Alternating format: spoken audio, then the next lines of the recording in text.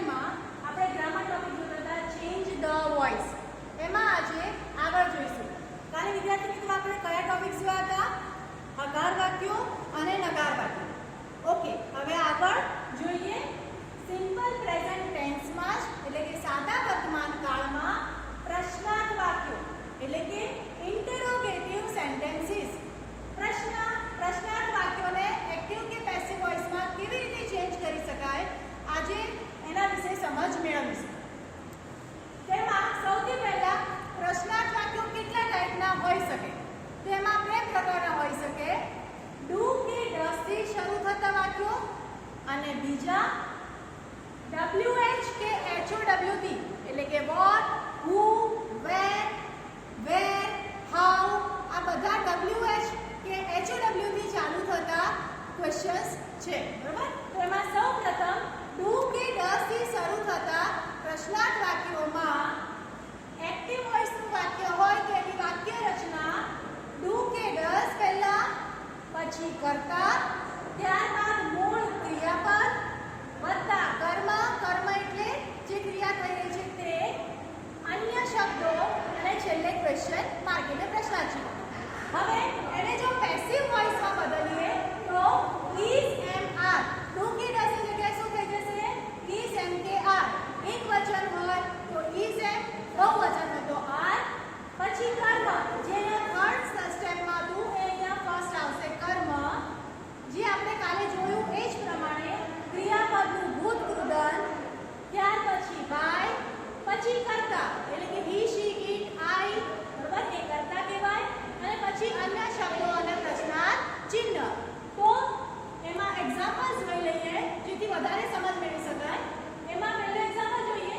Do you like cricket? Question પૂછવામાં આવ્યો છે ને એને જ આપણે પેસિવ વોઇસમાં ફેરવીશું. જો હવે આ પ્રશ્ન એક્ટિવ વોઇસમાં છે કારણ કે એમાં બાય નથી, તો જો એને ફેરવીશું પેસિવ વોઇસમાં એટલે કે બાય વાળો પ્રશ્ન હવે આપણે બનાવીશું, પ્રશ્ન જ બનાવીશું. ડુ ની જગ્યાએ મેં શું કીધું હતું? શું આવે? ઇઝ એમ કે આર. તો ક્રિકેટ માટે છે એટલે ઇઝ. Is cricket.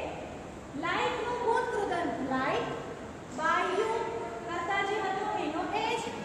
બરોબર? એટલે આ વાક્ય રચના જો તમને આવડતી હોય તો ઈઝીલી તમે એને પેસિવમાં કે એક્ટિવમાં ચેન્જ કરી શકો. હવે એમાં બીજું પ્રકાર કીધું તો WH કે HOW વાળા એટલે કે વોટ, વાય, વેન, વેર એવા શબ્દોથી સ્ટાર્ટ થતા પ્રશ્નો માટે વાક્ય રચના WH કે HOW વાળો પ્રશ્નાર્થ શબ્દ એટલે કે વોટ હોઈ શકે અથવા હાઉ. પછી ડુ કે ડઝ જે અહીંયા છે ને બધું જ છે મિત્રો, ફક્ત WH કે HOW બદલાય. ડુ કે ડઝ વત્તા કર્તા વત્તા મૂળ ક્રિયાપદ વત્તા કર્મ, અન્ય શબ્દો પ્રશ્નાર્થ ચિહ્ન. જો મિત્રો બધું સરખું છે, અહીંયા જે છે એ જ, ફક્ત ફેર આટલો જ છે.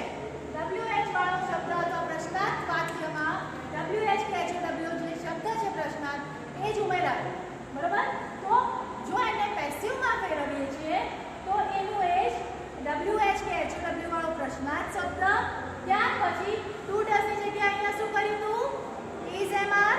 એનું એ જ અહીંયા પર ઇઝ એમ આર વત્તા કર્મ એટલે કે જે ક્રિયા થઈ રહી છે તે, ક્રિયાપદનું ભૂતકૃદન વત્તા બાય વત્તા કર્તા વત્તા અન્ય શબ્દો અને ક્વેશ્ચન માર્ક એટલે પ્રશ્નાર્થ ચિહ્ન. તો હવે એના એક્ઝામ્પલ્સ જોઈએ કે સરળતાથી ખ્યાલ આવી જાય. સૌથી પહેલું, how does Anita do her homework? આ કયા વોઇસનું વાક્ય છે? એક્ટિવ કે પેસિવ? વેરી ગુડ, એક્ટિવ, કારણ કે એમાં બાય નથી. તો આપણે કયું વાક્ય બનાવવાનું? બાય વાળું. તો બાય વાળા વાક્યમાં શું હતી વાક્ય રચના? પ્રશ્નાર્થ શબ્દ એનો એ જ. ડુ કે ડઝ ની જગ્યાએ શું? ઇઝ કે ઇઝ એમ કે આર. હવે અહીંયા હર હોમવર્ક છે તો હર હોમવર્ક માટે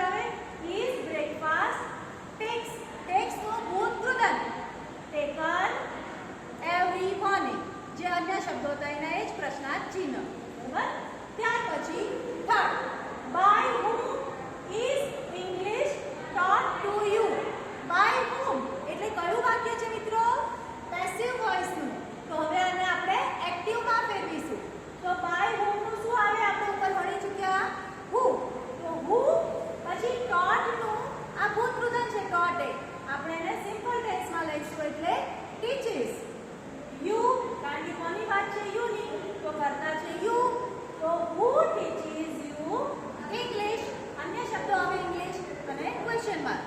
તો વિદ્યાર્થી મિત્રો હંમેશા ધ્યાન રાખો, કોઈ પણ કાળમાં સેન્ટેન્સ હોય ભૂત કૃદંત પેસિવ વોઇસમાં આવે જ, બાય આવે જ,